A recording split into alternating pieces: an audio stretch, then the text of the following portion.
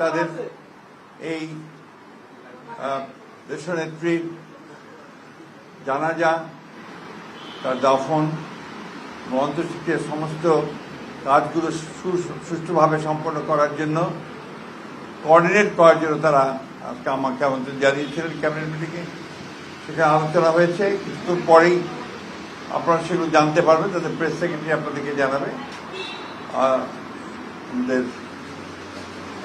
প্রধান উপদেষ্টা তিনি বোধহয় একটা জাতির উদ্দেশ্যে ভাষণ দেবেন। আপনারা তাদের কাছ থেকে সব কিছু জানতে পারবেন, যেহেতু তাদের মিটিং তারাই জানাবেন, সেটাই ভালো হবে। আমাদের বিষয়গুলো আমরা আপনাদেরকে সকালে জানিয়েছি। আর আমাদের 12:30টার সময় আমাদের স্ট্যান্ডিং কমিটির একটা মিটিং আছে বিএনপির। সেই মিটিংয়ে আমাদের সমস্ত সিদ্ধান্তগুলো চূড়ান্ত করে আমরা আপনাদেরকে আবারও জানাবো, টাইম টু টাইম জানাতে থাকবো। সেক্ষেত্রে আপনাদের কাছে আমরা সর্বাত্মক সহযোগিতা চাইব। আপনারা সবাই দেশনেত্রী বেগম খালেদা জিয়ার জন্য দোয়া করবেন। আসসালামু আলাইকুম।